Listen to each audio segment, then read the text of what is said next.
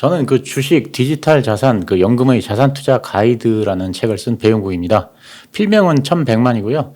이 책의 부제는 노후 준비를 위한 투자 인문학입니다. 그런 만큼 그 노후 준비를 위해 투자를 하자는 컨셉으로 쓰인 책입니다.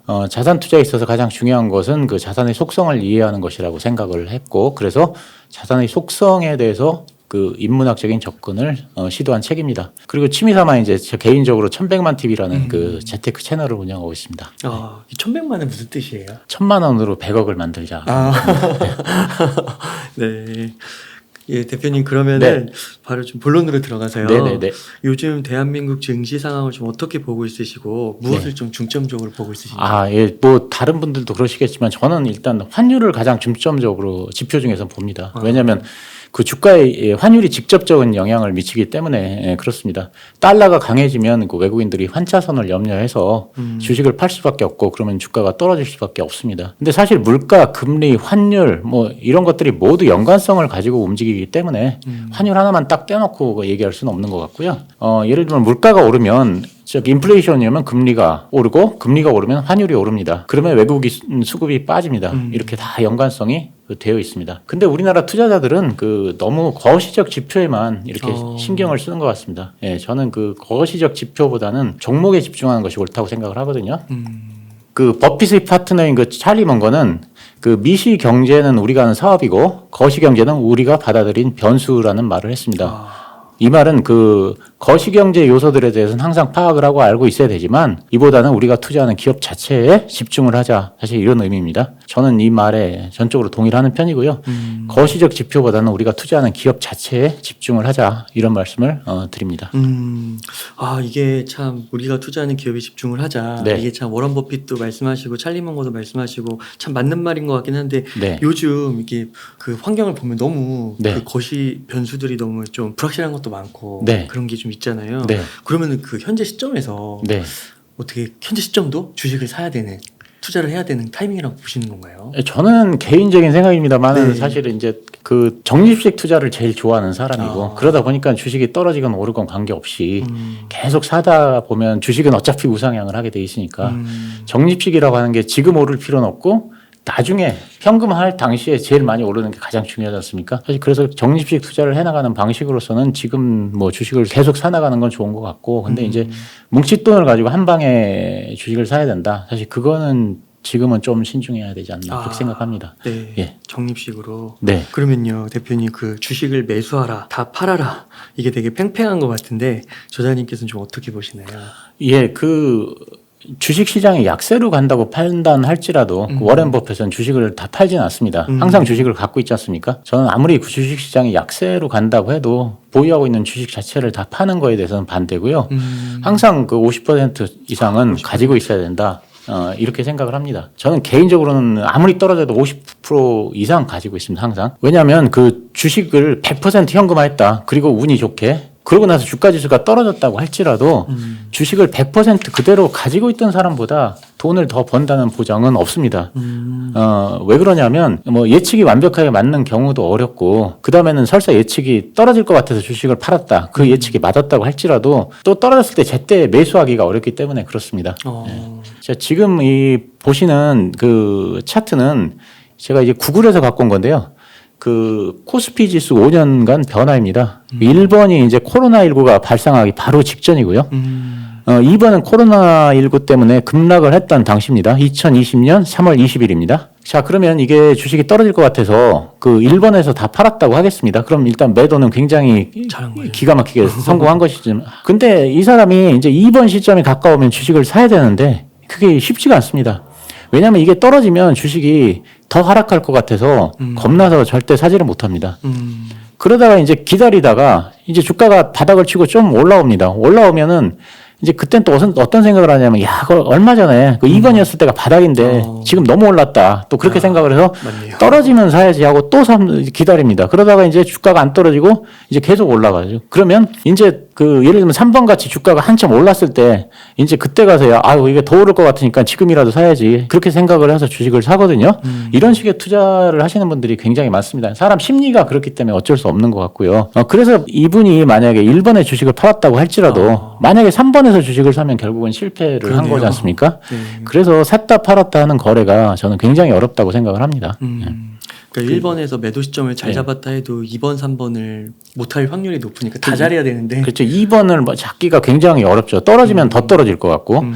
그래서 이제 제 지인 중에서도 이제 그런 사람들이 있었는데 이제 코로나19가 한참이던 시점에 이분은 이제 1번에서 판 건 아니고 이제 2번 가까이에서 팔았습니다. 이게 너무 떨어지니까 더 떨어질 것 같아갖고 옆에서 이렇게 유튜브 보니까 뭐 계속 떨어지네 하니까 그때 팔았거든요. 그래서 팔고 더 떨어지면 살 생각이었는데 조금 있다가 바닥 짚고 상승해서 결국은 이분은 3번에서 샀습니다. 결국은 이렇게 훨씬 더 높은 가격에 샀고요. 그래서 이제 주식을 다 팔아라 이렇게 말씀하시는 분이 과연 지금이 2번이 아니라고 그렇게 확신할 수 있겠느냐. 물론 예측은 할 수 있겠지만 예측은 항상 맞는 건 아니니까요. 그래서 주식을 다 팔아라 하는 거는 사실 굉장히 조심해야 할 부분이다. 저는 그렇게 생각을 합니다. 저는 그 주식을 다 팔아야 하는 경우는 딱 두 가지라고 생각합니다. 첫째, 본인이 보유하고 있는 종목에 문제가 생겼을 때. 둘째, 집을 산다든가 뭐 병원 수술비가 필요하다든가 해서 돈이 필요할 때 그때가 아니면 주식을 전부 다 팔 필요는 없다고 생각을 하고요. 그 주식이 그 오를지 떨어질지는 뭐 저도 당연히 모르는데 저는 주식이 앞으로 그 개인적으로는 2018년하고 그 비슷한 움직임을 보일 걸로 그렇게 예상을 하고 있습니다. 왜냐하면 네. 2018년하고 2022년이 그 주식의 그 여건이 주의 여건이 거의 비슷하기 때문에 그렇습니다. 그런가요? 네. 그럼 2018년에 그 무슨 일이 있었는지 한번 보겠습니다. 네. 2018년에 금리가 4번이 오르면서 주식시장이 크게 하락했습니다. 사실 지금하고 거의 비슷한 상황이지 않습니까? 특히 이제 금리 인상에 따른 그 기술주들이 많이 그 하락을 했는데 2018년 10월 24일에는 기술주들이 7년 만에 최대 하락폭을 기록하면서 폭락을 그래요? 했습니다. 예. 이것도 역시 금년하고 비슷한 상황입니다. 네. 그래서 계속 하락을 하던 그 주가가 2018년 12월 21일 여기 써놨는데 12월 21일에 바닥을 찍고서 본격적으로 상승을 다시 했습니다. 그래서 7개월 후에 정고점을 넘어섰는데 그러면 2018년 12월 21일에 무슨 일이 있었느냐? 이날 그 미국 연준이 0.2% 금리를 올렸습니다. 근데 시장에서는 0.5%를 올릴 걸로 예상을 했는데 그보다 예, 0.25%만 올렸고요. 이제 거기서 더 나가서 2019년에 금리를 3번 올리기로 계획이 되어 있었는데 이날 2번만 올리겠다고 얘기를 합니다. 그러면서 이제 더 나가서 이제는 통화 긴축을 완화하겠다는 그런 시그널을 보냈습니다. 이날.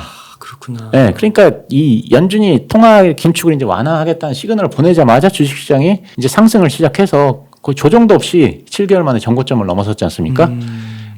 저는 그 이렇게 연준이 그 긴축 완화에 대한 시그널을 보내는 때가 언제인지는 잘 모르겠지만 이때 2018년과 마찬가지로 언젠가는 그런 시그널을 보내리라고 생각하거든요. 이 신호가 나올 때가 저는 바닥일 거라고 생각을 하고요. 그 전에는 지수가 좀 오르기는 어렵지 않을까 그런 생각을 하고 있습니다. 며칠 전에 그 연준 미네아폴리스 연준 총재가 그 제롬 파월 잭슨홀 그 연설 이후 주가가 하락해서 굉장히 기뻤다 이런 말도 안 되는 얘기를 했는데요. 이 말의 의미는 결국은 자산 시장이 상승을 해서 이게 지금 인플레가 발생했다 이런 얘기거든요. 그러니까는 인플레를 잡으려면 자산 시장이 떨어져야 된다. 사실 이런 얘기인데 이거는 사실 연준이 작년 같은 경우에 인플레가 심해지는데도 뭐 일시적이네 어쩌네 해서 뭐 이렇게 인플레이션을 약간 방치한 면도 있었고 사실은 연준이 자기네가 굉장히 큰 실수를 한 건데 뭐 이런 거는 거의 다 무시를 해버리고 그냥 자산 시장이 올라서 지금 인플레이션이 많이 굉장히 심해졌다. 사실 이런 얘기를 하는 거지 않습니까? 어쨌든 간에 이제 자산 시장이 하락해야 인플레이션이 잡힌다는 그런 의미를 이제 그 연준에서 그런 얘기를 한 것이기 때문에 당분간은 자산 시장은 쉽지 않아 보입니다. 근데 언젠가는 아마 뭐 올해 말이 될지 내년 초가 될지 잘 모르겠지만 언젠가는 긴축 완화의 신호를 연준이 보낼 거고요. 그때가 바닥일 거라고 생각하고요. 그래서 굳이 그 매수 타이밍을 말씀드리자면 저는 적립식을 하시는 분들은 계속 하고 그다음에 이제 좀 큰 돈을 하시는 분들은 좀 기다렸다가 설사 뭐 이렇게 지금 왔다 갔다 할지라도 그런 거 잔파도는 무시하고 연준에서 확실한 시그널을 보낼 때 그때 주식을 사는 게 좋지 않냐 저는 그렇게 생각을 하고 있습니다. 그러니까 그때 그 며칠 전에 그 잭슨홀도 보면은 네. 금리 인상을 조금 더 강하게 가져갈 그런 느낌의 발언들을 많이 하신 것 같더라고요. 맞습니다. 예, 예. 그러면은 뭐 내년 한 초까지 저도 조금 더 보수적으로 예, 내년 초가 좀 넘어갈지도 모르겠고요. 사실은 그건 뭐 아무도 모르는데, 하여간 언젠가 이거를 계속 이렇게 자산 시장을 그 이렇게 방치하다시피 떨어지게 놔둘 수는 없는 거기 때문에 언젠가 신호가 나올 거고 그게 언제인지는 모르겠지만 그 신호를 계기로 오르지 않을까 저는 그러면 그렇게 생각합니다. 만약에요. 네. 그 내년 초에 예를 들어서 뭐 5월에 그 금리를 이제 그때부터는 인상하지 않겠다라는 게 시그널이 나온 거예요. 보통 그때가 바닥인 거예요? 아니면 그 전에 바닥이 형성이 되는 거예요? 그러니까 이 2018년의 경우를 보면은 그 말이 나온 게 2018년 12월 20일이거든요. 네. 근데 21일이 바닥이었습니다. 아. 완전 바닥이. 그러니까 그 말 나온 그때가 바로 바닥이었습니다. 그러니까 과거 데이터를 참조하자면 그 말 나오는 시점 아. 그때가 일단은 바닥이었던 근데 것 그게 같습니다. 아닐 수도 있긴 하거든요. 아닐 수도 있고 이제 예를 들면 연준에서 이렇게 할 것이다라고 미리 예측을 시장에서 했다. 그러면 그 전에 바닥이 형성이 되겠지만 예측을 하지 못한 상태에서 갑자기 연준이 이제는 긴축을 좀 완화해야 되겠다 이런 시그널을 내보내면 그거는 그때가 바닥이 되지 않을까 싶습니다. 네. 그러면은 대표님 지금 만약에 이제 적립식으로라도 자산을 사야 한다면 네. 좀 어떤 자산을 사야 저희가 돈을 좀 벌 수 있을까요? 저도 그 잘 모르겠는데 하여간 네. 일단은 제 개인적으로는 일단은 인플레이션 상태에서 원자재 상품 투자에 관심이 있는데 저는 요즘 그 우라늄 관련 ETF에 굉장히 관심이 많습니다. 우라늄이요? 예. 탈원전 그 기조가 유지가 되면서 이 우라늄에 대한 수요가 줄고 그래서 이제 공급이 많이 줄었습니다. 네. 근데 이제 최근에 다시 완전히 살아나고 있지 않습니까? 예를 들면 대표적인 그 탈원전 국가인 그 뭐 일본이라든가 독일이 있는데 일본에서도 이제 탈원전을 새로 짓는 거를 검토하겠다는 얘기를 했고요. 네. 독일 같은 경우도 원래 이제 그 3개가 남아있던 거를 올해 연말에 폐쇄를 하려고 했는데 이거를 다시 연장하는 방향으로 이렇게 가고 있고 이런 기조는 영국, 뭐 미국, 뭐 벨기에 이런 데서도 마찬가지고요. 그래서 이제 에너지 위기에 대처하고 온실가스 제로를 이루기 위해서는 사실상 원자력 에너지가 필수라는 인식이 점점 확산되어 가고 있는 추세인 것 같습니다. 그리고 이제 요즘 신재생 에너지가 이제 많이 각광을 받고 있는데 신재생 에너지라고 하는 거는 사실상은 선진국에서 많이 사용될 수 있는 거고요. 신흥국에서는 이게 그렇지는 못합니다. 그 신흥국은 자금이나 기술력 면에서 신재생 에너지를 이렇게 광범위하게 사용해서 화석 연료를 대체하기에는 굉장히 어려움이 있고 그래서 이제 앞으로 환경 오염 되면 압박이 계속될 경우에는 선진국에서는 신재생 에너지를 뭐 들고 나올 수 있지만 이 신흥국에서는 이 원전 외에는 대안이 없는 상태라고 생각을 합니다. 그래서 이제 과거 10년간 그 탈원전 기조가 계속 유지되면서 소규모 우라늄 채굴 업체들이 파산을 했고 그다음에 또 M&A가 됐습니다. 그래서 그 우라늄 생산량이 많이 축소가 돼서 최근 5년 사이에 30% 정도 그 생산량이 축소가 됐다고 합니다. 그렇구나. 그러면 향후에는 이제 다시 이렇게 우라늄이 그 수요가 늘어나면 공급이 수요를 따라가지 못할 가능성이 크고요. 이런 관점에서 우라늄의 그 지속적 상승을 예상하고 더구나 같은 에너지인 그 원유나 천연가스는 굉장히 상승을 했지 않습니까? 네. 그래서 같은 그 에너지원으로서 앞으로 우라늄의 그 상승 가능성이 굉장히 크다. 저는 그렇게 생각합니다. 왜냐하면 수요는 이제 늘어나는데 공급은 사실상 뭐 30%에서 뭐 50% 사이가 줄었기 때문에 그래서 뭐 노스쇼 글로벌 우라늄 마이닝 ETF 뭐 이런 거에 대한 관심을 좀 가지고 있습니다. 네. 이게 지금 상장이 돼 있는 네, 거예요? 네. 미국에 있는 건가요? 네. 노스쇼어 글로벌 우라늄 마이닝 ETF. 네네네. 이름이 되게 어렵네요. 야, 이런 상품도 있구나. 네. 와, 그러시군요. 그 대표님께서 전에 네. 원유 투자, 원유 트레이딩, 원유 트레이딩 트레이더 하신 거죠? 했습니다. 트레이드 하셨던 예, 거죠. 네. 와, 그러니까 이런 쪽도 밝으신 거 아닌가요? 아니 그냥 에너지에 대해서는 이제 요즘 하도 관심이 많으니까 저도 에너지에 대해서 조금씩 생각을 하고 있습니다. 예. 근데 그 화석연료는 아무래도 당분간은 계속 가야 되는 상황이고 신재생 에너지도 시장이 굉장히 커지겠지만 그거는 선진국 위주로 커질 수밖에 없는 거고 신흥국에서는 결국은 화석연료를 대체하기 위해서는 이 원전밖에 없지 않냐 사실 그런 생각을 갖고 있습니다. 네. 예. 그러면 그 달러 부분을 좀 여쭙고 네, 싶은데 네, 네. 달러를 중요시 보신다고 하셨잖아요. 네, 네, 네. 이게 달러가 지금 고공행진을 하고 있는데 네. 지금 막 1,400원 뚫는다는 얘기도 있고 예. 달러 투자도 한번 해볼까? 이런 분들에 대한 어떻게 생각하시는지. 그렇죠. 이제 제가 제 책에서 이 달러를 꼭 사라는 말씀을 제가 드렸습니다. 그래서 제 책에 보시면 이제 그 달러 사라는 그런 얘기가 이제 한 챕터로 돼 있는데요. 제가 이 책을 쓴 시기가 작년 말이었거든요. 작년 말에 제가 판단했을 때 달러는 무조건 올라갈 것이다. 사실 그렇게 생각을 했습니다. 그래서 샀어야 되는데. 예, 그렇게 썼는데 왜 그렇게 생각을 했었는지 우선 말씀을 좀 드리겠습니다. 그 작년 말에는 인플레이션이 굉장히 심화될 것으로 예상이 되던 시기였습니다. 높은 인플레이션이 예상이 되면 달러를 사야 됩니다. 왜 그러냐면 인플레이션이 발생이 되면 일단은 서민들의 생활비 상승을 가져와서 정부의 그 지지율이 떨어집니다. 그러니까 지금 말씀드리는 건 이제 그 달러 얘기니까 미국을 얘기하는 겁니다. 그러면 미국 정부 입장에서는 무조건 인플레이션을 잡아야 됩니다. 인플레이션을 잡는 방법이 이제 여러 가지가 있겠지만 뭐 금리를 올린다든가. 근데 이제 가장 손쉬운 방법이 환율입니다. 환율. 미국 입장에서는. 그 미국은 사실상 모든 생필품을 수입에 의존을 합니다. 그죠? 네. 그러니까 이제 그 인플레이션 때문에 수입품의 가격이 올른다 할지라도 달러를 강하게 갖고 가버리면 싸지는 거죠. 실제적으로 오르지 않는 효과가 나지 않습니까? 그러니까 무슨 얘기냐면 중국에서 수입하는 물건 값이 올라도 달러가 그만큼 강해지면 미국 소비자들은 그 물건 값이 오르지 않은 가격에 사는 거지 않습니까? 그러니까 이제 그렇게 되니까 달러를 강하게 가져가면 물가의 상승을 압박을 최대한 줄이게 됩니다. 그래서 인플레이션이 오게 되면 달러는 강하게 돼 있습니다. 예. 그러니까 인플레이션이 딱 심해진다. 그럼 달러 투자 이거 딱 생각을 해야 된다고 저는 생각을 하고요. 그러니까 환율이라고 하는 거는 이제 그 경제적 요소뿐 아니라 정치적 요소도 생각을 해야 되지 않습니까? 이런 이유로 이제 그 인플레이션이 발생하면 수입 물가를 낮추기 위해서 달러를 강하게 갖고 갈 수밖에 없다. 저는 이런 생각을 했고요. 그다음에 이제 인플레이션이 발생하면 다들 아시다시피 연준에서 금리를 올립니다. 그럼 항상 금리를 올리면 어려움을 겪는 나라들은 미국이 아니고 신흥국들입니다. 예, 그래서 1970년대에 이제 빠르게 성장하던 남미 국가들, 브라질, 아르헨티나, 뭐 멕시코 이런 데가 이제 미국이 금리를 올리니까 국가 부도 사태가 났고요.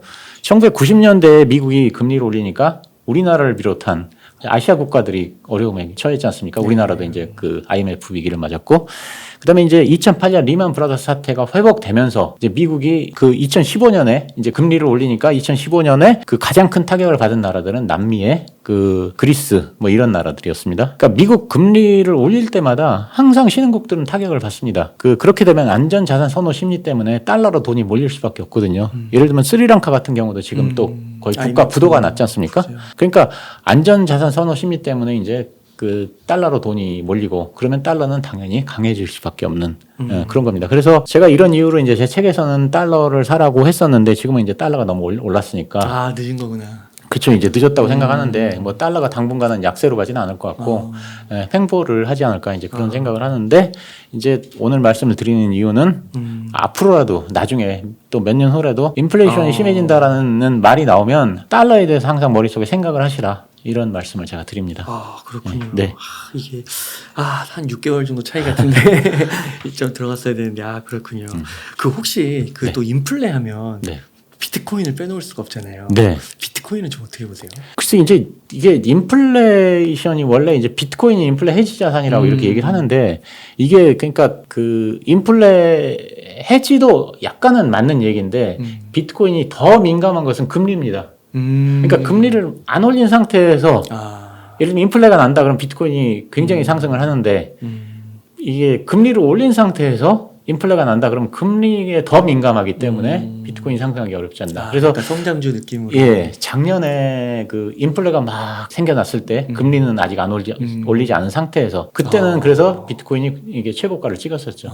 예. 만약에 금리만 안 올린 상태에서 인플레이션이다 그러면 저는 비트코인이 굉장히 상승 가능성이 있다 그렇게 생각합니다. 그럼 앞으로의 전망은 어떻게 보세요?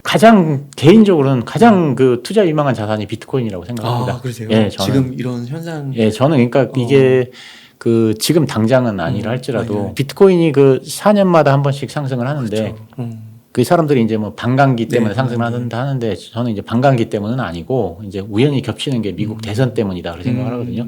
미국 대선 때가 되면 대통령들이 재선을 하기 위해서는 반드시 이 주식시장을 올려야 됩니다. 주식시장이 올라서 재선에 실패한 사람은 트럼프 대통령밖에 없고요. 왜냐하면 그 코로나가 걸리는 바람에 그렇게 됐고 그때 잘 못한 것 때문에 코로나 대체로 마지막에 그 본인이 코로나 걸리면서 지지율이 확 떨어졌었죠. 그 전까지만 해도 굉장히 앞서다가 근데 주식시장이 떨어진 상태에서 저기 대통령이 재선되기는 굉장히 어려운 상태이기 때문에 결국은 저는 이 저 민주당 미국의 이 민주당 바이든 정부가 어떻게든 그 다시 집권을 하기 위해서는 자산 시장을 살려놓을 수밖에 없는 거고 그렇게 되면은 그때는 다시 한번 또 상승이 있지 않을까 저는 개인적으로 그렇게 생각하고 있습니다. 미국 대선이 내후년이죠? 네네 맞습니다. 내후년. 그럼 주식시장도 올라갈 거고 그거에 맞춰서 비트코인도 조금 더 움직일 수 있다. 예, 저는 그렇게 생각하고 있습니다. 네, 그렇군요. 그 자산 중에 또 저희가 아무래도 주식을 좀 중심으로 네. 이야기를 하게 되니까 네. 혹시 좀 그 눈여겨 보시는 주식 아하. 또는 혹시 섹터가 좀 있으실까요? 네네네. 제가 앞에서 우라늄 ETF에 대해서 말씀을 드렸고요. 저는 우라늄 관련 투자가 이제 성공적인 요건이 될 가능성이 있다고 생각을 하는데 이제 그 외에 오늘은 좀 색다르게 제가 그 증권주에 대해서 좀 말씀을 드리려고 합니다. 증권주, 배당주. 네, 증권주 왜 말씀드리냐면 이 요즘 같은 때 이렇게 하락하는 때에는 이 주식 투자 하시는 분들 중에 일부는 이 하락을 하면 또 견디지 못하는 분들이 많이 있습니다. 그 한 20%만 떨어져도 그냥 안절부절하고 뭘 해도 하지 못하고 그런 분들은 또 본업에도 지장이 생기고 막 이러거든요. 그래서 이런 때에는 손실을 볼 가능성이 굉장히 적으면서 상승을 할 가능성은 또 큰 이제 그런 기업에 투자를 해야 되는데 저는 그 대형 증권사가 이제 여기에 해당한다고 생각을 해서 네, 이런 성향을 가지신 분들이면은 대형 증권사에 한번 관심을 가져보시라 이런 말씀을 드리는데 왜 엉뚱하게 증권사냐 사실 이런 얘기를 하실 것 같아서 제가 그거에 대해서 설명을 드리자면 첫째로 제가 2023년에는 대형 증권사가 상당한 그 시세 분출을 할 가능성이 있다. 저는 그렇게 생각을 합니다. 미래에셋증권이나 뭐 NH투자증권, 삼성증권과 같은 대형 증권사를 얘기하는 거고 중소형 증권사는 여기에 해당되지 않습니다. 예. 왜냐하면 2023년에 그 대형 증권사들이 저는 이제 가상자산 거래소 시장에 뛰어들 것이 거의 확실하다고 생각을 하거든요. 이거 신문에 한번 나왔다. 네, 맞습니다. 예. 8월 22일자 신문에 났었거든요. 그 거래소 설립을 준비한다 이런 얘기가 났는데 8월 23일 날 곧바로 이제 증권회사에서 그런 적 없다라고 부인을 하긴 했는데 그 당연히 지금 상태에서 부인할 수밖에 없죠. 예. 뭐가 없으니까. 예, 그렇습니다. 근데 저는 이 개인적인 의견으로 내년에 그 대형 증권사들이 가상자산 거래소 설립을 할 거는 거의 100% 확실하다고 생각합니다. 네. 왜 그렇게 생각을 하냐면 첫째로 작년 가을부터 이제 특금법이 시행이 됐지 않습니까? 이제 특정 금융 거래 정보의 보고 및 이용 등에 관한 법률을 줄여서 이제 특금법이라고 하는데 이 법의 시행을 계기로 사실상 이게 그 가상자산 거래소가 신고제 서가제로 바뀌었습니다. 사실상은. 그래서 이제 그 전에는 사실 지난 정부에서는 암호화폐라는 거를 이제 지난 정부는 너무 싫어해서 증권사들이 이제 사실 이거를 가상자산 거래소 설립하는 거는 불가능했었는데 지금에 와서는 이제 추가 그 입법을 통해서 이제 규제가 이제 어느 정도 정립이 되고 가이드라인이 나오고 하게 되면은 제도권의 증권사들이 이제부터는 떳떳하게 그 거래소에 거래소 사업에 뛰어들 이제 그 여건이 되는 겁니다. 그리고 이제 둘째 가상자산 거래소는 대형 증권사들이 자기네들이 가장 잘할 수 있는 분야입니다. 가상자산 거래라고 하는 게 주식 거래랑 거의 똑같습니다. 그렇죠. 사법화라고 하는 게. 예.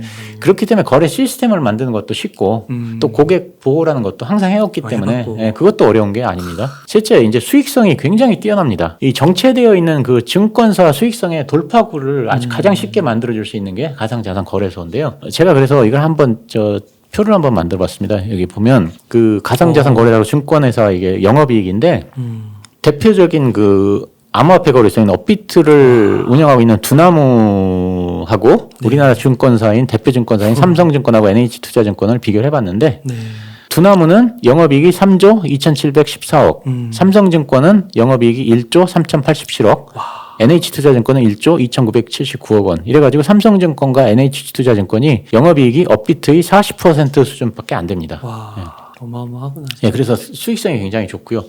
넷째로 그 증권사들이 가상자산 거래소에 진출하면 기존의 가상자산 거래소를 넘어서 단번에 1등을 할 가능성이 저는 굉장히 크다고 생각합니다.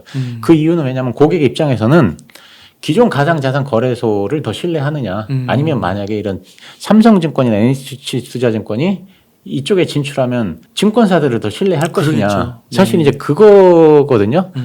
그래서 이거는 이제 들으시는 이 애청자들 분들께서 한번 판단을 해보시면 될 것 같습니다. 대부분이 넘어갈 것 같아요. 네, 만약에 내가 비트코인 거래를 하는데 업비트에서 할 것이냐, 삼성증권에서 할 것이냐, 뭐 거래 조건 다 똑같다. 그러면 본인은 어디서 할 것인지 한번 생각을 해보시면 저는 될 것 같습니다. 그 외에 이제 또 증권주의 장점을 말씀드리자면 이제 최근 주가 하락으로 배당률이 굉장히 높아졌지 않습니까? 삼성증권이 만약에 2,900원을 배당한다 그러면 시가 배당률이 8%가 넘어가고요.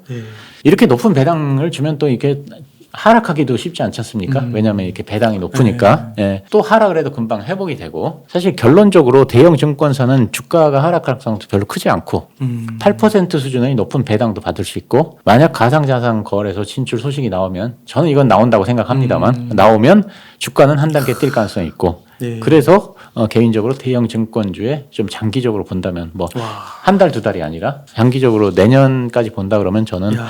대형 증권주에 주목을 하고 있습니다. 와, 이게 대표님 이거 미래가 어떻게 될지 모르겠지만 굉장히 인사이트가 있으신 것 같아요. 저는 이게 증권주가 사실 좀 소외되는 게 좀 맞습니다. 있는 예. 것 같아서. 아무도 거들떠 안 보죠. 네, 예. 지금 근데 제가 이제 인터뷰를 할 때도 증권주 얘기하시는 분 별로 없었거든요. 네. 와, 근데 너무 느낌이 왔습니다. 저는 개인적으로 와, 그렇구나. 네, 제 생각이 그렇습니다. 네. 아, 네. 그러면은 또 증권주 한번 보시면 너무 좋을 것 같고. 근데 그러면 대형 증권주입니다. 대형 중소형은 증권주. 소용 없습니다. 그 예. 미래에셋, NH투자증권, 삼성증권 예, 그런 식으로 대형주. 예. KB증권도 뭐 맞습니다. 들어갈 수 예. 있고. KB증권은 근데 음. 저기 KB증권이 KB 상장이 안 돼 있죠. KB금융으로 돼 예, 있구나. 네, 네, 네. 그런 거는 좀 이제 너무 예. 많이 하니까. 예, 신한 같은 경우도 이제 신한금융주주로 돼 있고. 예. 네, 맞네요.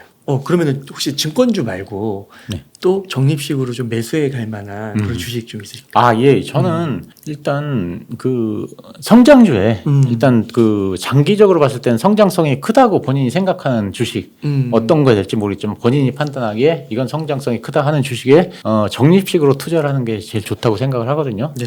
왜 성장주에 적립식으로 투자를 해야 되느냐? 사실 이걸 두 가지 관점에서 말씀드리겠습니다. 첫째, 성장주는 계속 성장을 한다는 의미지 않습니까? 그러니까는 계속 회사는 좋아지니까 주가는 계속 오르거든요. 그러니까는 예를 들면 지금 당장에 주식을 샀는데 물렸다. 그래도 이게 원금을 회복할까 안 할까 이런 걱정을 할 게 아니고 언제 회복할까 사실 그것만 생각하면 되거든요. 성장주는 회사가 계속 성장을 해나가니까. 네. 그래서 주식이 오를지 떨어질지 이런 거 생각할 필요 없고 언제 오를지 그것만 생각하면 되는데요. 제가 이제 애플 주식을 한번 보겠습니다. 여기 갖고 왔는데요. 애플 주식이 이제 전형적인 성장성이 있는 주식이지 않습니까? 만약에 제 말은 뭐냐면 1번에서 주식을 샀다. 그럼 이게 고점에서 산 거지 않습니까? 그러면 이제 사자마자 떨어졌지 않습니까? 그럼 이제 물린 거거든요. 근데 좀 기다리면 올라가서 1번을 넘어서 2번까지 갔지 않습니까? 그러니까 이제 이게 산 가격보다는 더 성장을 한 거고 누군가가 이제 2번을 샀다, 2번에 샀다, 그럼 또 물린 거거든요. 하지만 이게 계속 성장주기 때문에 성장을 하다 보면 또 정고점을 넘어갑니다. 계속 그렇게 되거든요. 그래서 이제 만약에 누군가가 3번에 샀다, 그러면 이제 이거 완전히 물린 상태인데 이것도 회사가 계속 성장을 하면은 또 어느 순간인가는 다시 또 정고점을 돌파해서 올라갈 겁니다. 그렇기 때문에 성장주는 지금 물렸다고 해도 시간이 지나면 다시 회복합니다. 그렇기 때문에 장기 성장성이 있는 주식에 적립식으로 투자를 해라. 저는 이런 걸 추천을 드리고요. 개인적으로는 저는 뭐 성장 그 장기적으로 투자를 할 수 있는 걸 개인적으로 물어본다면 저는 네이버하고 삼성 바이오로직스 저는 이 두 개를 제일 좋아합니다. 네. 네. 물론 이게 제 개인적인 생각일 뿐이고요. 네.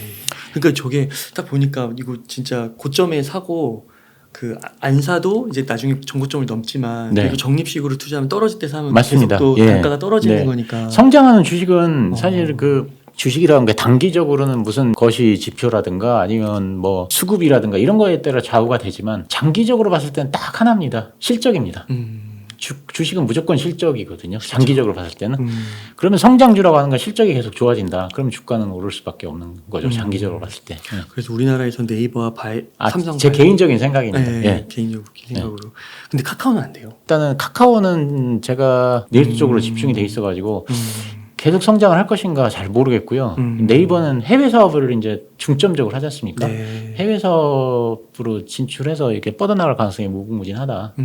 사실 그렇게 생각을 하고 있습니다. 아, 네. 삼성 바이오로직스 같은 경우는 그냥 이렇게 남의 물건 만들어주고 뭐 이런 게 얼마나 크겠느냐. 사실 그런 생각을 초창기 했는데 TSMC를 보고서 생각이 바뀌었습니다. TSMC도 결국은 남의 물건을 만들어주는 거지 않습니까? 그러니까 TSMC는 반도체고 이 삼성 바이오로직스는 바이오라는 차이만 있을 뿐이지 결국 사업 모델은 저는 똑같다고 생각을 했는데 바이오 쪽의 파운드리. 예. 근데 TSMC가 끝없이 올라가는 걸 보고 삼성 바이오로직스도 저렇게 될 수 있겠구나. 사실 그런 생각을 했습니다. 아, 네. 그리고 둘째로는 이제 제가 막 이렇게 얘기를 해도 이제 저는 이게 유명한 사람이 아니니까 잘 안 믿으실 수 있으니까 이 피터 린치가 네. 책에서 했던 말을 제가 좀 갖고 왔습니다. 주식 입문서로 유명한 그 전설로 떠나는 월가의 영웅에 나오는 얘기인데요. 네. 이제 이게 피터 린치 책에 보면 매년 20%씩 성장하는 PR이 20인 기업이 있고 매년 10%씩 성장하는 그 PR이 10인 기업이 있는데 이때는 PR이 20인 기업에 투자하는 게 훨씬 낫다. 사실 이런 거를 수치로 보여줬는데 예를 들면 A는 매년 20%씩 성장하는 PER이 20인 기업이고 B는 매년 10%씩 성장하는 PER이 10인 기업입니다. 향후에도 같은 PER을 유지한다면 10년 후에 A 회사의 주가는 123.8달러가 돼서 6.2배가 상승이 되고요. B 회사는 주가가 25.9달러가 돼서 2.6배 상승에 그칩니다. 결국은 PER이 높더라도 성장률이 높은 회사에 투자를 하면 주가가 상승할 가능성이 훨씬 크다. 피터 린치가 책에서 얘기한 말입니다. 조금 비싸게 사더라도 네, 좋은 네. 걸 성장성이 있느냐. 있느냐. 이게 중요하다. 예.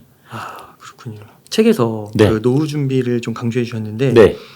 그러면은 이게 주식을 매수를 해야 노후 준비가 네, 좀 네, 되는 네, 측면이 네. 있는데 금액은 좀 어느 정도로 매달 좀 사면 좋을까요? 그러니까 이제 꼭 이거는 이제 주식 투자뿐 아니고 다른 것까지 다 감안한 투자인데 일단 저는 개인적으로는 최소한 연금 10억 원을 목표로 해야 된다고 생각하거든요. 네. 왜 10억이냐 하면 10억 원을 확보하면 이 4%의 법칙에 의해서 평생 파산하지 않고 여유로운 노후를 즐길 수 있게 됩니다. 네. 근데 이 4% 법칙이란 게 뭐냐면 그 4% 법칙은 윌리엄 벤젠이라는 캘리포니아의 그 재무 설계사가 고안한 이 법칙인데요. 네. 이 법칙은 퇴직한 첫 해에 그 노후 자산의 4%를 사용하고 그 후로도 4%의 물가 상승률을 더한 금액을 인출하면 노후에 최소한 30년간은 이 돈을 30년 이상 유지할 수 있다 이런 건데요. 근데 이제 지금이 100세 시대인데 예를 들면 60에 은퇴하면 30년간만 돈이 있으면 나머지 10년 어떡하냐 뭐 이렇게 생각할 수도 있는데요. 이론적으로 생각을 해보면 연 4%의 수익만 거두면 4%를 사용해도 계속 원금은 남아있는 게 되지 않습니까? 원금은 남아있는군요. 그렇죠. 그러니까 4% 수익만 올리면 4% 찾았어도 계속 원금은 남아있기 때문에 죽을 때까지 평생 유지가 되는 거죠. 사실. 그래서 이제 이 4%라고 하는 게 중요하다. 저는 그렇게 생각을 합니다. 그래서 노후 자산이 이제 만약에 10억이다 그러면 4%면 4천만 원이지 않습니까? 그러면 이제 매월 333만 원을 사용할 수가 있게 됩니다. 만약 노후 자금이 더 필요하다고 생각하면 이 연 4%로 계산을 해서 그 얼마를 모으면 되는지 본인이 뽑아볼 수 있고요. 만약에 350만 원이 필요하다고 하면 계산을 해보면 10억 5천만 원을 모으면 됩니다. 근데 이제 그렇다고 현금을 10억을 모으긴 힘드니까 현금을 10억을 모으라는 얘기는 아니고요. 자, 여기 보시면 자, 이제 이런 분이 있습니다. A씨라는 분이 있는데 이 맞벌이를 했던 A씨 부부가 은퇴 후에 국민연금으로 2,400만 원을 받는다면 이제 추가로 1,600만 원이 필요하겠지 않습니까? 2,400만 원이면은 각자 100만 원씩. 그러니까 그쵸. 이제 맞벌이니까 이제 각자 100만 원씩이 되는 거죠. 왜냐면 이제 연금 4천이 필요한데 국민연금 2,400 받으니까 1,600만 있으면 되지 않습니까? 그러면 이제 이 1,600만 원을 매달 받기 위해서는 4억 원만 모으면 됩니다. 10억이 아니라 4억이네요. 예, 그래서 4억 원만 모으면 이제 4억 원에 4%가 1,600만 원이 되니까요. 그리고 이제 만약에 B 씨 같은 경우 맞벌이가 아니다. 이제 그래서 외벌이다. 그러면 이제 국민연금으로 1,200을 받는다. 그러면 이제 그 이분 같은 경우에는 추가로 2,800만 원이 필요하고요. 그러면 이제 이분 같은 경우는 7억을 모으면 됩니다. 왜냐하면 추가 7억이면은 이제 7억의 4%가 2,800만 원이니까요. 근데 그 주택연금을 받으신 분들은 이제 또 주택연금을 또 여기다 감안을 하면 됩니다. 그래서 아까 앞에 A 씨를 말씀드렸는데 자, A 씨 같은 경우에 다시 보면 이분이 이제 5억 원 상당의 주택을 가지고 있고 60세부터 주택연금을 받는다고 하면 그러면 이분이 이제 제가 자료를 찾아보니까 107만 원을 받습니다. 주택연금으로.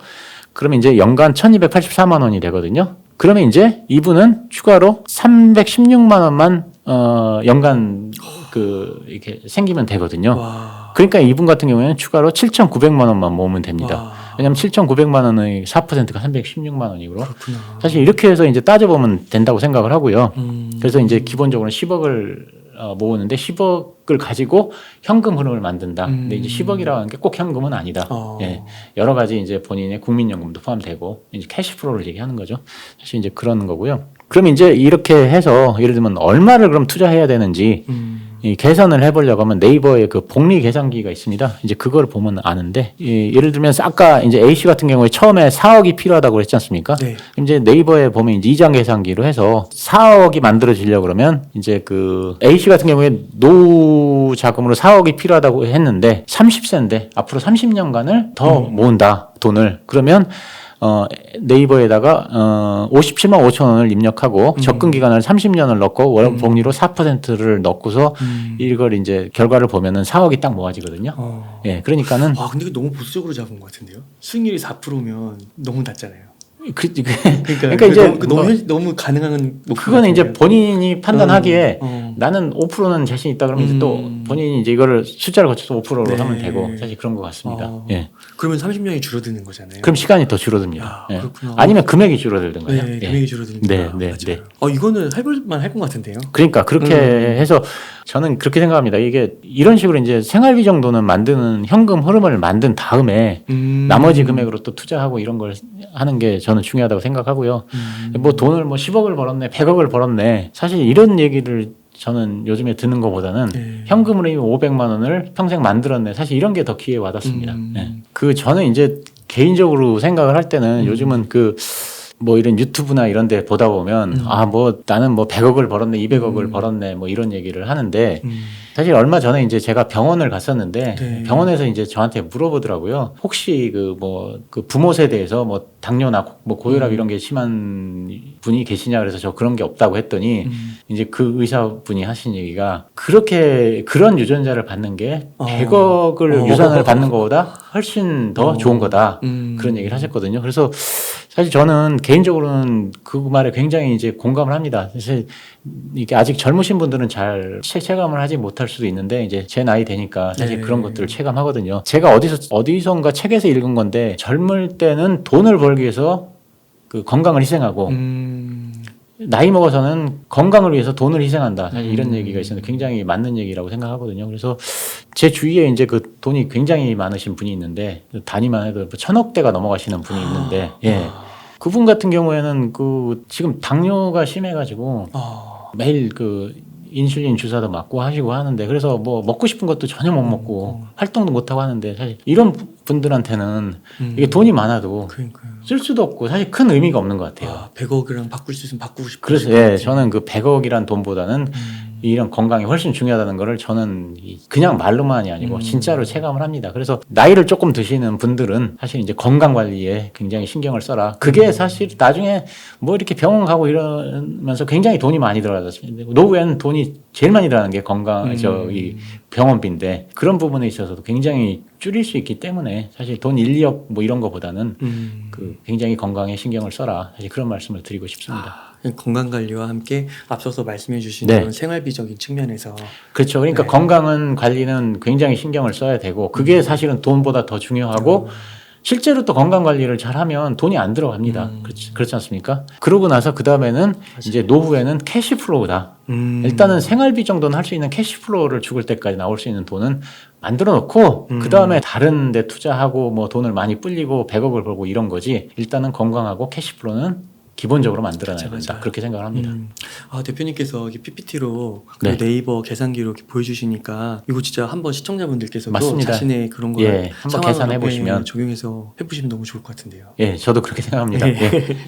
그러면은 또 다음 질문으로 넘어가서 그러면요 대표님 혹시 그 투자 기간을 올해 뭐 하반기나 내년 정도가 아니라 뭐 네. 최소 뭐 한 3년, 네. 5년 더 나아가도 막 10년 정도만 이렇게 좀 보고 예. 팔지 않고 좀 모아갈 만한 거 네네네. 그런 걸로는 좀 뭘 보세요? 네, 이게 그러니까 제 생각을 말씀드리면 네. 2차 전지, 뭐 우주 산업 이런 분야는 사실 굉장히 미래 성장성이 돋보이는 그런 섹터라고 생각합니다. 근데 이제 앞에서도 제가 기업에 집중하자 이런 말씀을 드렸는데 그렇게 섹터를 보지 마시고 저는 기업을 보라는 말씀을 드리고 싶습니다. 이게 그래서 이제 그게 탑다운 방식, 바텀업 방식 이렇게 얘기하지 않습니까? 탑다운 방식은 이제 거시 경제나 여건이나 어떤 섹터를 보고 투자를 하는 거고 바텀업은 이제 거시 경제나 어떤 섹터는 참고만 하고 기업을 분석해서 그 기업이 저평가돼 있고 상승할 것 같다. 그러면 그 기업에 투자를 하는 거지 않습니까? 그래서 연준이 어쩌고 금리가 어쩌고 뭐 그냥 이런 건 참조만 하시고 뭐 섹터가 유망하네 이런 것도 그냥 참조만 하시고 그 오로지 기업을 철저히 분석해서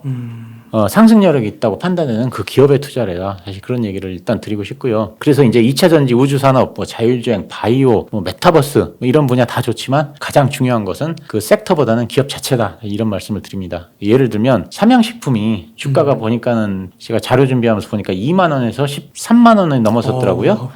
그러면 라면이 무슨 굉장히 성장성이 좋아서 네. 이게 오른 거는 아니지 않습니까? 기업 자체의 경쟁력 때문에 오른 거지. 사실 그래서 기업 자체를 봐야 된다. 이런 얘기를 드리고요. 자, 5년에서 10년 보고 투자를 한다고 하셨는데 자, 그래서 2차 전지 섹터가 유망하다고 해서 동박을 만드는 그런 업체에 투자를 했다. 그렇게 하면은 그러면 5년 후에 10년 후에 이 기업이 어떻게 돼 있을지도 고민을 해봐야 됩니다. 섹터만 가지고 했을 때는. 왜냐하면 전고체 배터리가 개발이 되면 동박이 필요가 없어지거든요. 그래서 이제 저는 개인적으로는 그 전고체 배터리가 이렇게 상용화되는 것은 확실하고 단지 시간 문제일 뿐이라고 생각을 합니다. 그러면 이런 여건에서 단지 2차 전지 섹터라는 이유만으로 성장성이 좋다는 그런 그 섹터에 있다는 이유만으로 이런 동박업체에 투자를 하는 게 좋은가? 사실 이런 것도 한번 생각을 해볼 필요가 있는 것 같습니다. 그래서 아무리 유망한 2차 전지 업체라도 망할 수 있고 아무리 사양산업에 속하는 기업이라도 그 섹터에 있는 기업이라도 10배 성장할 수 있는 기업은 있다. 사실 이런 얘기를 드리고 싶습니다. 아까 그 2차 전지라는 섹터에 분류되더라도 각 네. 기업마다 이렇게 주력으로 하고 있는 분야가 다르니까 그렇죠. 예. 그런 거를 좀 세세하게 따져서 네. 기업을 보고 기업을 봐야 되는 2차 전지가 유망하다고 해도 거기서 망하는 기업도 많이 나올 거고요. 예를 들면 뭐 섬유업체다.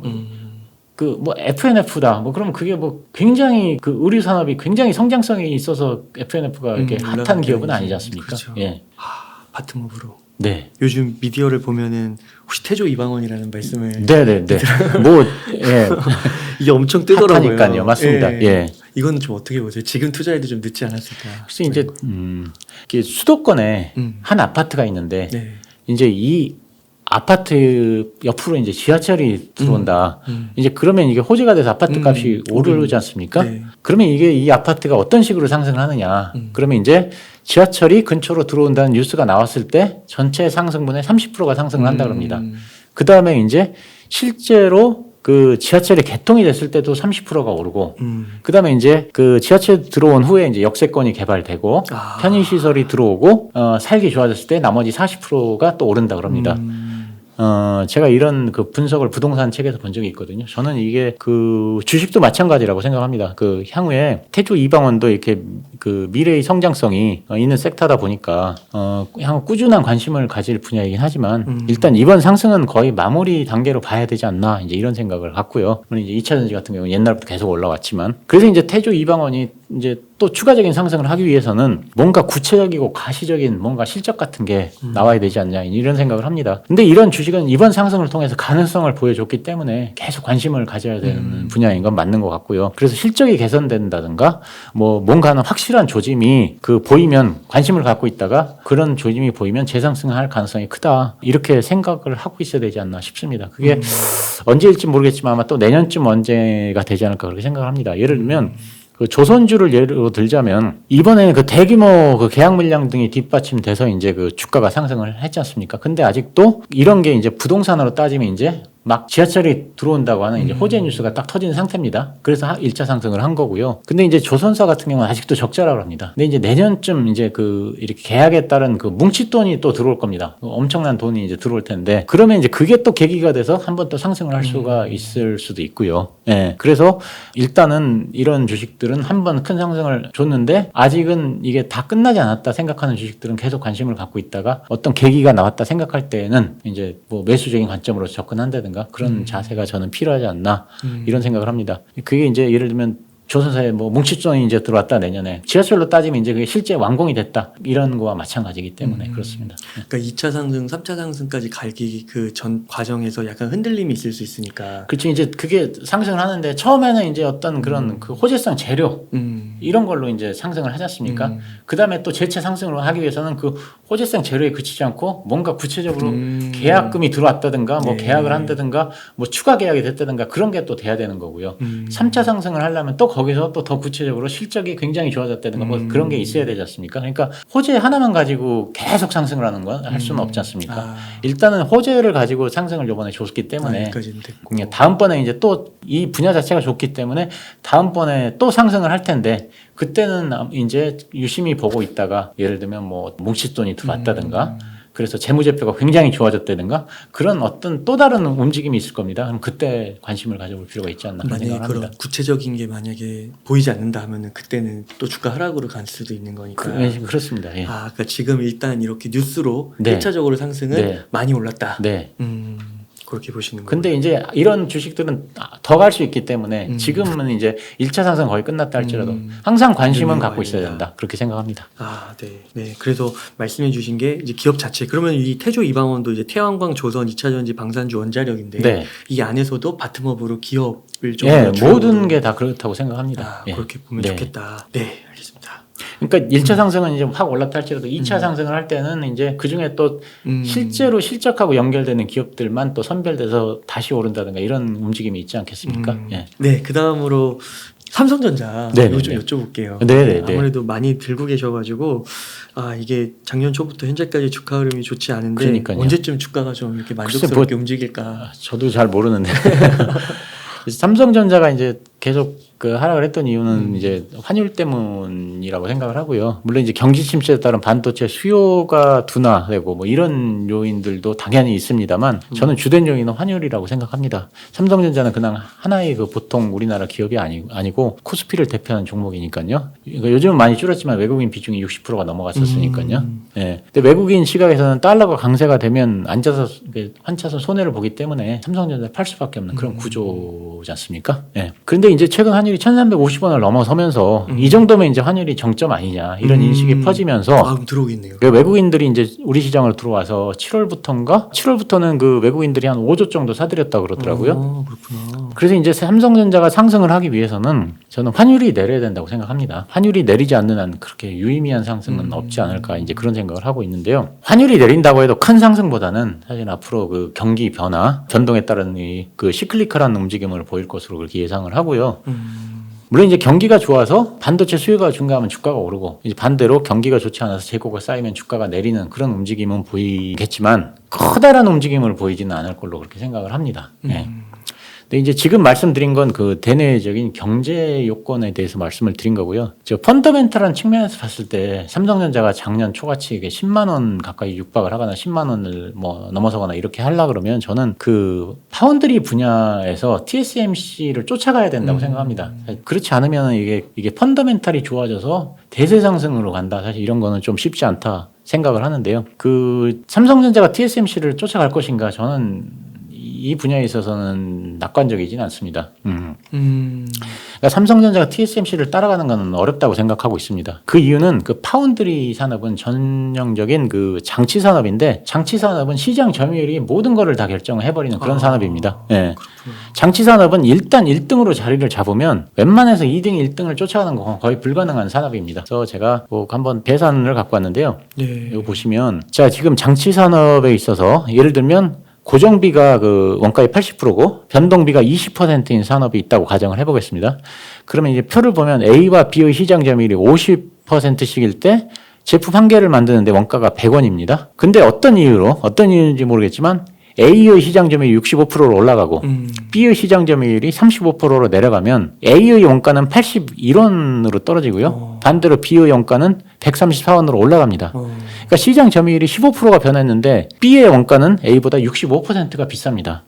와, 그러니까 장치 산업은 이익이 판매량에 비례하는 것이 아니라 기하급수적으로 늘어납니다. 그래서 다시 말하면 지금 TSMC의 원가는 삼성전자보다 굉장히 낮다는 거고요. 그러면 TSMC 입장에서는 할 수 있는 게 굉장히 많습니다. 예를 들면 급한 경우에 단가를 낮출 수도 있고요. 그러면 삼성전자는 같이 낮추려고 하면 적자가 돼버리는 거죠. 그 다음에 R&D 비용으로 훨씬 더 많은 돈을 투자해서 기술 격차를 벌릴 수도 있고요. 그래서 TSMC가 삼성전자를 따돌리게 살 수 있는 거는 무궁무진합니다. 예를 들면 그 옛날에 그 반도체 D램 그 치킨 게임이 벌어졌을 때 가격을 엄청 낮추고도 삼성전자가 살아남을 수 있었던 원인이 시장 점유율이거든요. D램이라고 하는 게 사실은 뭐 어떤 제품에 그런 차별화가 있는 건 아니지 않습니까? 예. 뭐 삼성전자가 만드는 D램이나 하이닉스가 만드는 D램이나 뭐 큰 차이가 없는데 삼성전자가 살아남을 수 있었던 이유는 삼성전자가 시장 점유율이 컸기 때문에 그래서 원가가 낮았기 때문에 살아남을 수 있었던 거고요. 이미 이렇게 그래서 시장 점유율 격차가 커진 상황에서 삼성전자가 TSMC를 따라가기는 저는 사실상은 어렵다고 판단을 하고요. 그래서 이제 파운드리가 TSMC를 따라가지 못하는 상황에서 단지 환율 하락만으로 또는 경기 회복만으로 삼성전자의 상승에는 한계가 있지 않을까. 대세 상승 뭐 이런 거는 어렵지 않을까. 저는 그렇게 생각하고 있습니다. 네. 대외적으로나 대내적으로나 만만치가 않네요. 네, 저는 그렇게 생각합니다. 예. 그렇군요. 그러면은 지금 주가가 5만 원 뭐 이렇게 5만 얼마. 예. 5만 예. 전자 됐잖아요. 네. 그럼 이것도 뭐 싸다 뭐 이렇게 일방적으로 말하기는 조금 한편으로 말하기는 좀 어렵다고. 그러니까 저는 싸다고 생각은 하는데요. 아, 네. 예, 싸다고 생각을 하는데 이제 그러면 이게 싸니까 막 이게 주식시장이 좋아졌을 때 10만 원 가느냐? 그거는 저는 아닐 수 있다. 대세 상승은 어렵다고 판단되고 이제 시장이 좋아지면 뭐 더 오를 수는 있겠죠. 6만 원, 뭐 7만 원 이렇게까지는 갈 수 있겠지만 작년 초 뭐 거의 10만 원 육박했지 않습니까? 그렇게 가기 위해서는 이 파운드리가 좋아져야 되는데 파운드리는 TSMC를 쫓아가기는 어려울 것 같다. 예, 그런 말씀을 드리는 하여튼 겁니다. 뭐 기업 자체의 경쟁력 측면에서 봤을 때 그런 이제 시스템 반도체 비메모리 측면에서 TSMC를 따라잡는 이건 어렵다. 그러니까 대신에 이제 거꾸로 그 저 메모리 쪽에서는 다른 업체가 삼성전자 쫓아가기가 어렵듯이 파운드리 쪽에서는 다른 업체가 TSMC를 쫓아가기 어렵다. 그렇게 생각을 하고 있습니다. 그럼 만약에 진짜 기적적으로 그걸 해낸다면 그때는 이제 완전 달라는 얘기가 당연히 됐어요. 그렇죠. 예. 당연히 그렇게 생각합니다. 예. 그래도 시장 점유율은 조금씩 0. 몇 %씩이라도 이렇게 가져가는 것 같긴 하더라고요. 예, 그러니까 이제 그 삼성전자가 그나마 이제 그 파운드리 쪽에서 할 수 있는 이유는 결국은 그 메모리에서 돈을 벌어서 거기 파운드리에 쏟아 붓는 거지 않습니까? 네. 다른 업체들은 그렇게 할 수가 없지 않습니까? 네. 사실 그래서 이제 삼성전자가 경쟁력이 그래도 그나마 생기는 건데 TSMC를 쫓아가기는 어렵다. 예, 그렇게 생각을 하고 있습니다. 네. 네, 대표님 말씀 감사드리고 네. 혹시 지금까지 네. 미처 다루지 못한 꼭 전하고 싶은 메시지가 있다면 네. 부탁드리겠습니다. 제가 이게 지난번에 출연해서 간단히 한번 말씀드렸던 건데 그때 이제 좀 너무 횡설수설해서 그래서 다시 한번 오늘 정리를 한번 해보려고 그러는데요. 네. 지금 보시는 차트가 1970년대 중반 이후의 달러 발행량입니다. 지금 그 코로나19 발생한 그 2020년 이후로 달러의 발행량이 급격히 증가했습니다. 화살표로 표시된 부분입니다. 굉장히 이렇게 올라갔지 않습니까? 와. 현재 유통되는 미국 달러의 80%는 최근 2년 사이에 정말요? 예, 인쇄가 됐습니다. 이게 근본적인 문제인데 자기네들 그렇죠, 문제 맞습니다. 아니라고. 예.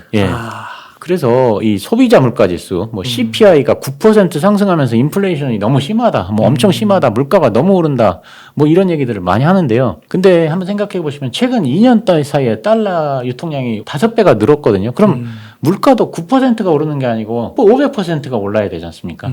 예, 물론 이제 그런 단순화시켜서 얘기하는 건데 그렇게 심각한 이런 하이퍼 인플레이션이 나타나지 않는 이유는 풀려난 달러가 자산 시장으로 흡수가 되었기 때문에 예, 그렇습니다. 자산 가격 폭등. 예. 그래서 자, 여기 이제 양팔 저울이 이렇게 있는데요. 예. 자, 한쪽에는 100달러짜리가 있고 이 한쪽에는 100달러짜리 지폐가 있고 다른 한쪽에는 50달러짜리 와인 2병이 이렇게 있습니다. 네. 그럼 균형이 맞지 않습니까? 근데 이제 이게 달러가 지금 5배가 늘어났으니까 100달러가 아니고 500달러가 이쪽에 있으면 와인 2병이 가격이 50달러가 아니고 250불씩이 돼야 되지 않습니까? 그렇죠. 그래야 균형이 맞지 않습니까? 그러면 물가가 500%가 오르는 셈이 되는데요. 제가 이제 드리는 말씀은 자, 2008년 그 리만 사태 이후에 달러가 굉장히 많이 그때도 풀렸거든요. 달러가 많이 풀렸는데도 인플레이션이 발생하지 않는 이유를 사람들은 아마존 효과 막 이런 얘기를 합니다. 아마존과 같은 그 온라인 기업들이 대량 생산과 대량 구매, 그다음에 이제 대량 판매를 해서 이렇게 그 물건값을 올리지 않기 때문에 오프라인 업체들이 물건값을 올릴 수가 없어가지고 할 수 없이 그래서 이게 인플레이션이 억제된다 이제 이런 얘기를 하는데 저는 이것이 인플레이션이 발생하지 않는 결정적 요인은 아니라고 생각합니다. 왜냐하면 그럼 온라인으로 판매되지 않는 여러 가지 그 물품들이 있는데 훨씬 많은데 그것들도 안 올랐는데 이런 것들은 설명이 잘 안 되지 않습니까? 그래서 그 많이 풀려나간 달러가 자산 시장으로 흡수돼서 네. 거기에 잠겨버린 것이 인플레이션이 발생하지 않은 직접적인 이유라고 생각을 합니다. 자, 다시 양팔 저울이 있습니다. 이렇게. 자, 한쪽에 지금 200달러가 있고 다른 쪽에는 아까 있었던 50달러짜리 와인 2병이 있고 50달러짜리 삼성전자 주식이 2주가 있습니다.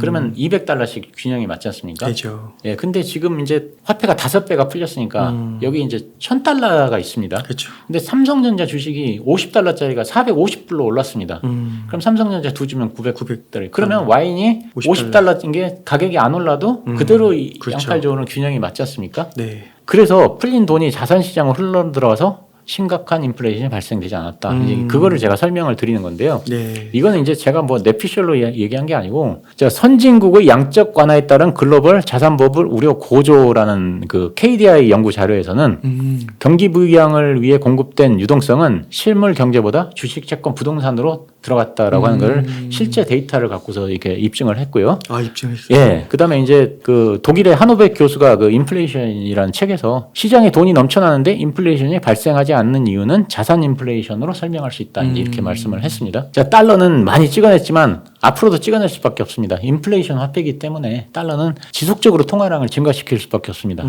그런데 통화량을 증가를 시켜도 미국 입장에서는 인플레이션이 발생하지 않도록 해야 됩니다. 그러기 위해서는 자산시장에 돈을 묶어놔야 됩니다. 자산시장을 흡수시켜야 됩니다. 근데 예를 들면 기존에 이미 존재하는 그 자산시장 그 규모에서만 계속 이렇게 이 돈을 넣다 보면은 이게 한계가 있게 되는 거죠. 그래서 그 자산시장은 계속 팽창할 수밖에 없는 구조를 만들 수밖에 없습니다. 네. 그러니까 장기적으로 봤을 때 화폐의 가치는 하락하고 자산의 가치는 상승할 수밖에 없는 구조거든요. 그렇기 때문에 단기적인 흐름에 연연하지 말고 투자에 그냥 관심을 멈추지 말고 투자를 해야 된다. 그런 말씀을 제가 드리고 싶습니다. 아, 그렇구나. 그러니까 네. 이게 지금의 이런 분위기가 영원히 지속되는 건 결코 맞습니다. 아니다. 예, 예. 자산을 키울 수밖에 없는 구조입니다. 그렇지 않으면 이게 인플레 때문에 어떻게 유지가 어려운 상황이 되기 때문에. 아, 와, 네, 대표님 이거 너무 통찰력 넘치시는 아, 말씀이었습니다. 네. 아, 네. 그리고 또 지금 힘들어하시는 분들에게 또 네. 희망의 한 말씀. 그래서 주시면. 이게 단기적으로는 사실은 뭐 저도 모르고 며느리도 모르고 아무도 모르지 않습니까? 근데 이제 장기적으로 봤을 때는 어차피 자산 시장은 팽창할 수밖에 없는 구조이기 때문에 장기적으로 돈을 묶어 놓으신 분들이라면 자산 시장에 그렇게 막 너무 매일같이 막 그렇게 주식을 확인한다든가 네. 그럴 필요는 없지 않나. 저는 요즘은 뭐 일주일에 한두 번 정도밖에 확인 안 합니다. 또 2024년에 대선이 있으니까. 그러니까 대선이 있으니까 24년, 25년 이때가 이제 큰 상승을 줄 수 있는 시기라고 저는 판단하고 있습니다. 그렇지 않으면 그 주식 시장이 하락을 해버리면 그 민주당 그 바이든 정부 입장에서는 안 되죠.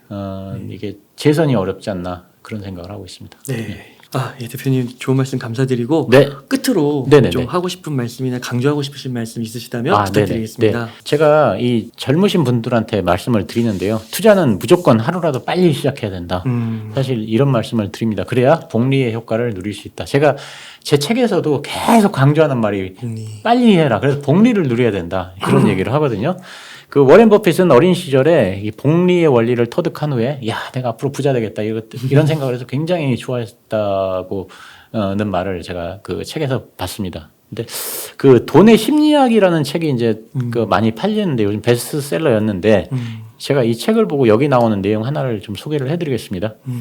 워렌 버핏은 10살 때부터 투자를 했습니다. 근데 만약 워렌 버핏이 이제 13살 때부터 투자를 하지 않고 10대하고 20대는 나는 사회 경험을 쌓겠다 해서 이제 해외로 돌아다니고 뭐 여행하고 아르바이트를 하고 해서 30세부터 투자를 했다. 그렇게 해서 이제 나는 이제 인생을 즐기겠다 해서 60세에 은퇴를 했다. 그러면 이제 수익률은 똑같다 치고 지금 워렌 버핏하고 그 재산은 1190만 달러 우리 돈으로 150원 정도 150억밖에 안 된다 그럽니다. 현재 가진 재산보다 99.9%가 적다고 합니다. 아, 진짜요? 네. 짐 사이먼스라는 투자자가 1988년 이후 연간 66%의 수익률을 계속 올린다고 합니다.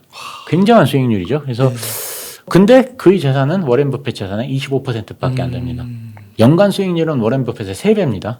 3배인데 재산은 25%밖에 안 된 이유가 투자 기간이 짧기 때문에 네, 그렇습니다. 워렌 버핏의 재산이 845억 달러라고 했는데요. 책에서 그중에 99.6%는 50세 이후에 이룬 거고요. 96.5%는 60대 중반 이후에 이룬 것이라고 합니다. 그만큼 시간이 중요합니다. 이 복리의 효과가 쌓여서 시간이 흐른 후에야 그 진가를 발휘합니다. 그래서 그 제레미 레프킨이라고 그 미래학자 있지 않습니까? 유명하신 분. 그분이 이제 엔트로피라는 책을 썼는데 이제 거기 제가 보다 보니까 이런 내용이 나와서 갖고 왔는데 종이를 이렇게 반으로 42번을 접으면 그 두께가 지구에서 달까지 거리고요. 50번을 접으면 지구에서 태양까지 거리가 된다 그러더라고요. 그래서 이것이 이제 복리의 마법이니까 불과 몇 번 더 예, 적었는데 하루라도 빨리 시작해야 복리의 마법을 누릴 수 있다. 특히 그 매달 일정 금액을 투자하는 적립식이 가장 좋은 방법이다. 예, 마지막으로 이런 말씀을 드립니다. 와, 네, 대표님, 와, 너무 감사드립니다. 진짜 이 자산 투자 가이드 꼭 읽어야 될 것 예, 같습니다. 감사합니다. 네, 그럼 대표님 오늘 인터뷰한 이 정도에서 네네네. 마무리하도록 하겠습니다. 이렇게 해서 자산 투자 가이드의 저자이신 천백만 대표님을 모시고 이야기를 나눠봤습니다. 긴 시간 동안 유익한 인사이트 많이 나눠주셔서 감사의 말씀드립니다. 오늘 고생 많으셨습니다. 감사합니다. 네. 감사합니다.